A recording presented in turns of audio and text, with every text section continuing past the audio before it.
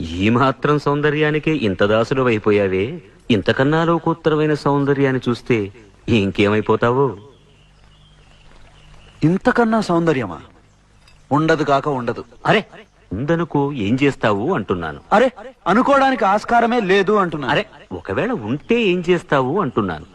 ఇంతకన్నా ఆనందప్రదమై, ఆద్యంత రహితమై, అనంతమై, నా హృదయమంతా నిండి నన్ను తనలో నింపుకునే సౌందర్యమై ఉంటే అరే ఉండదయ్యా స్వామి. అరే ఉంటే ఏం చేస్తావయ్యా? ఆ సౌందర్యానికే దాసోహం అంటాను. అయితేరా చూపిస్తాను. పద చూస్తాను.